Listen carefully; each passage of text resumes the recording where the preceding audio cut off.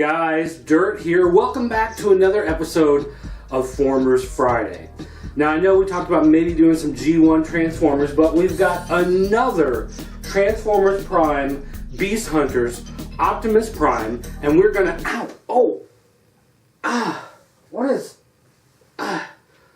blow dart? Who would use a blow?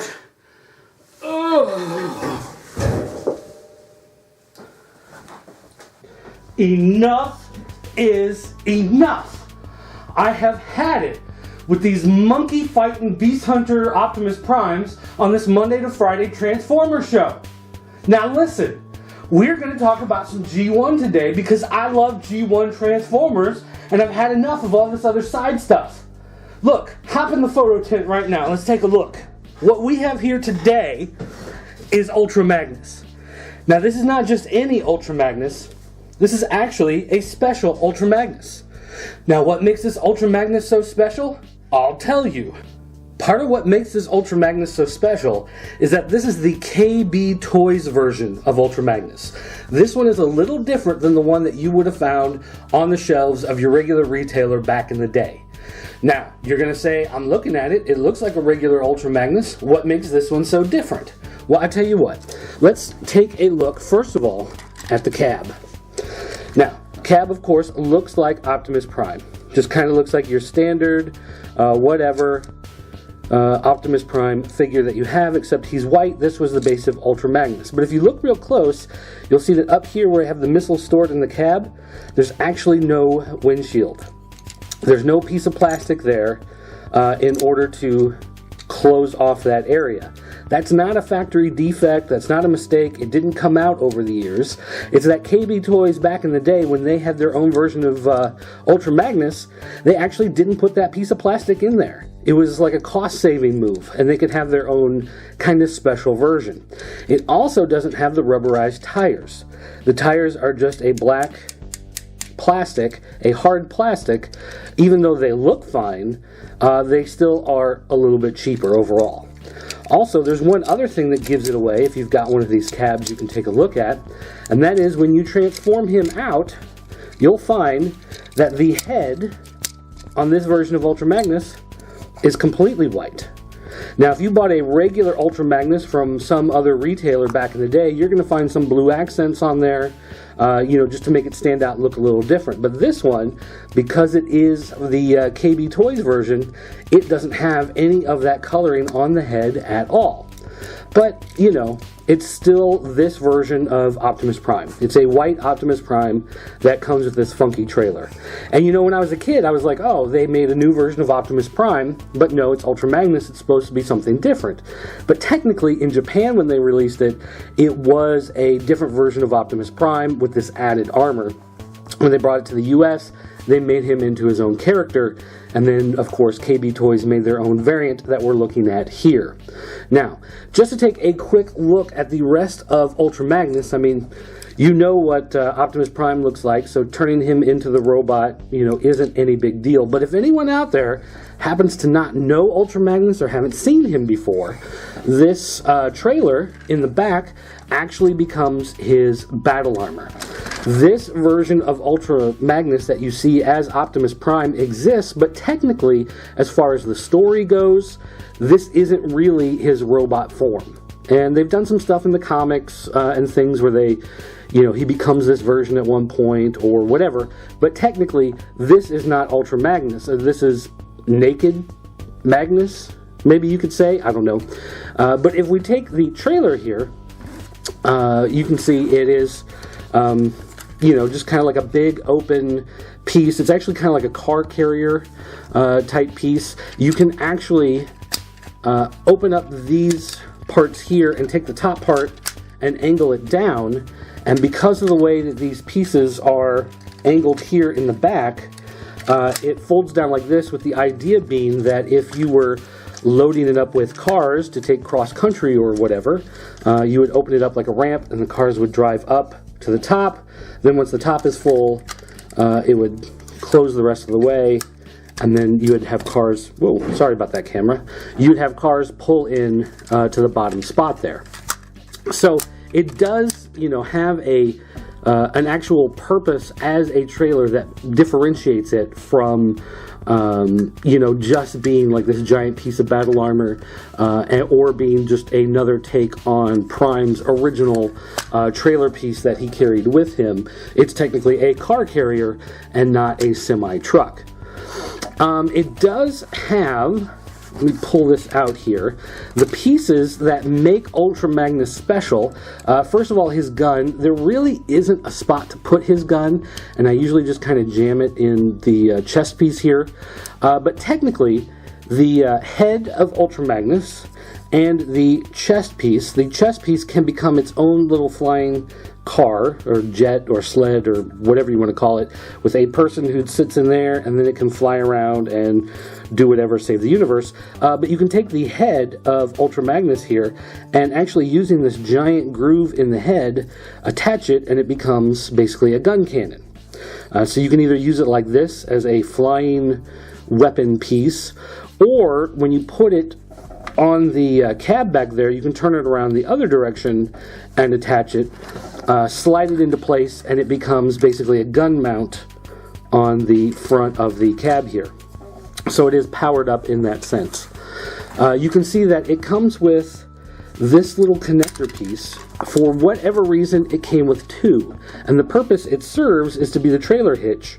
So when you take this version and turn them into the cab, it has a way to attach to the trailer, and then this also becomes a decorative piece when you put him in battle mode. But for whatever reason, the version that came with the KB toys, and I'm not sure if this is true of all of them or not, if just the KB toys, but it came with two, but at any given time, you're only really going to use one. So you got an extra one just because. I mean, maybe they like you as far as that goes. Also, you've got the guns at the top up here, and these do actually shoot the missiles. We can get it. Oh, of course, mine's broken. Mine would break right now as we're recording. Let me try the other one. They were working yesterday. Oh, right on national TV. Thanks, buddy.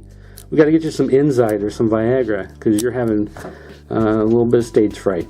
Okay, well, anyway, they would shoot. Normally, there is a spring release mechanism, and they shoot actual missiles out of there.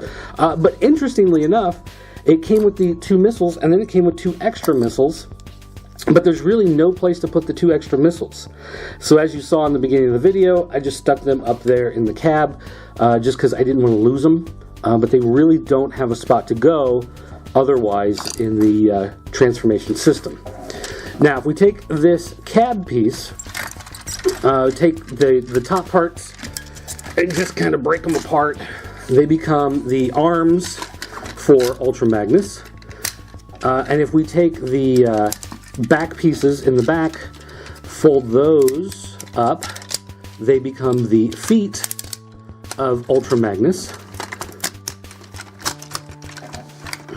And you can resize the arms however you want, push them up, push them down, doesn't really matter.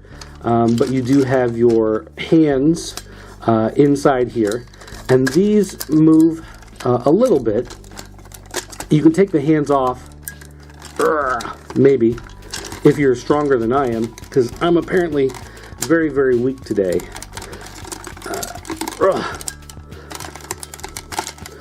You can take them out, and this kind of moves a little bit.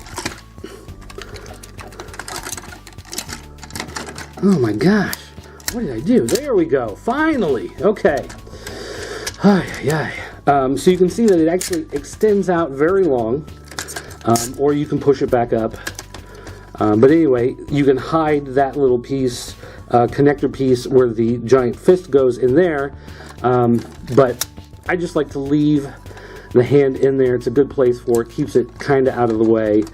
And then when I want to transform them, I just kind of twist it out. So there you go with that. Our connector piece that we use for the hitch goes right there across his waist there. So it's kind of like a little belt with a little, I don't know why he's got like a little robot vagina there, but I mean, whatever. It's fine. And you take your Ultra Magnus Optimus Prime cab.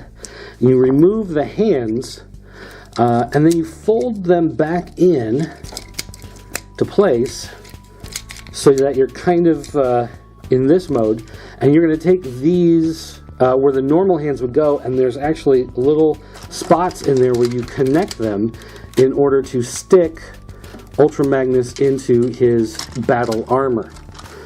So then once he's stuck in place, you take the chest piece, little rocket pack jet thing, and you stick it on there, and then you take the head and throw it on there. You give him his gun. Ladies and gentlemen, we have the super armored Optimus Prime, in America known as Ultra Magnus.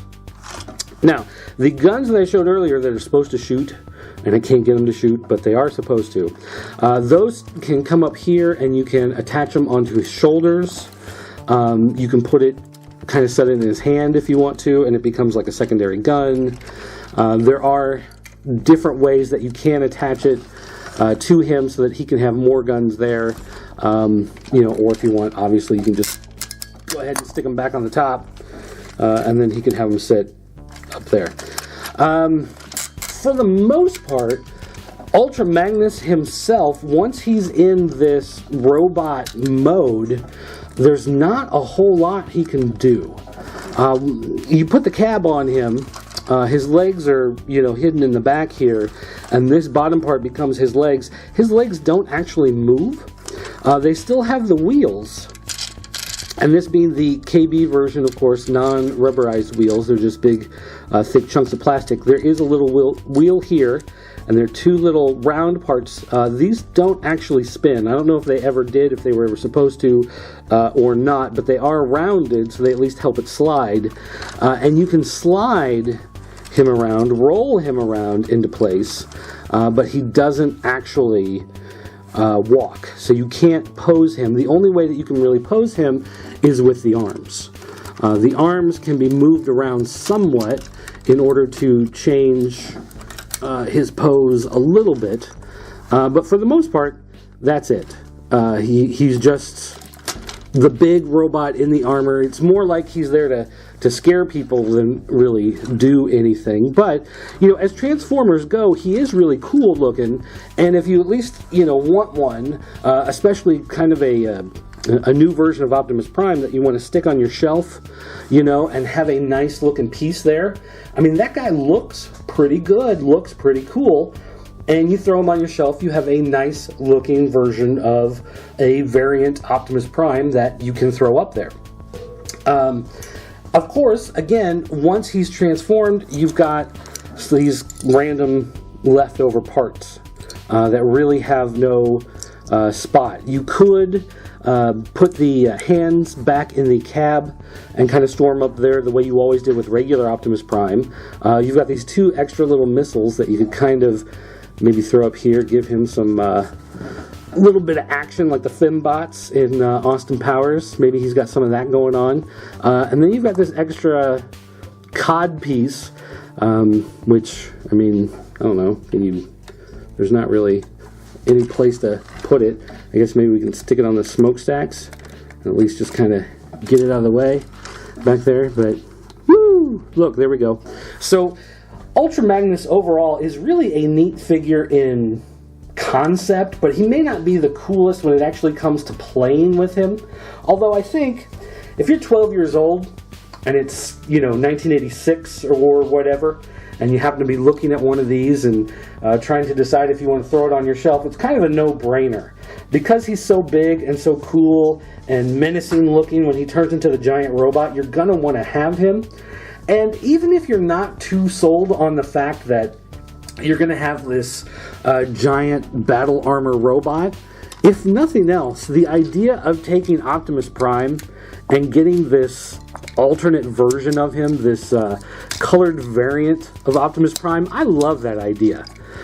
Even though he's being recycled as another toy, if they took the white Optimus Prime and just released him as another color variant, I'd be just as happy with that as well. That's pretty cool.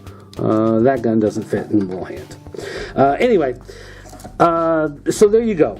Ultra Magnus with your little Optimus Prime you can play with outside of that. And yes, I will admit that if we couldn't find Optimus Prime, Ultra Magnus was a fairly regular stand-in for him. You would just pretend he was Optimus Prime and not really say anything else about it and just kind of leave it at that. But when it comes to Generation 1 Transformers, and even if you have a guy like Ultra Magnus, I can't imagine that if he were to come out, if Transformers were to start with the fans and toy collecting today, how many complaints there'd be. Oh, he's just a repaint. Oh, they're reusing the same body type. Oh, you have to take a second head and put it on to make him a new character, to make him someone different. I mean, give me a break, guys. These are the same complaints we would hear today with some of these characters, and yet when we look back at the classic toys of yesteryear, they did the exact same thing and we loved it. We loved it and we still love it today. We look at Ultra Magnus and we think of Ultra Magnus as being one of the great characters of Generation 1, and he's a reuse, repaint with some extra accessories to make him different. And as far as that goes, I love repaints, I love color variants, so therefore to me, I love the idea of having Ultra Magnus as a standalone character. Alright guys, that's going to do it for this week. Maybe next week regular Dirt will be back. Maybe it'll be me. If it's me, we're going to be talking G1. If it's him, we're going to be talking about other stuff. So you can kind of keep that in mind going forward in future episodes. If you're looking for the G1 stuff, look for my beautiful face hidden behind this mask. If you just don't care, you want to see everything, then whatever, look for that big ugly guy. But thanks for watching, guys. Don't forget, go to popculturenetwork.com. Check out more reviews, more videos, stuff about comic books, video games, etc., etc. If you want to find me on Twitter, you can use that guy's Twitter handle and also read his messages. It's at PCN_dirt. You can call our 24-hour voicemail line. It's area code 217-953-4025. And you can go to jointheforums.com, the official forums of the Pop Culture Network. You can tell everybody how stupid they are for hating on repaints, redecos, reuses of old characters, because sometimes you get stuff that's really awesome, like Ultra Magnus. Thanks for watching, guys. I'll see you next time.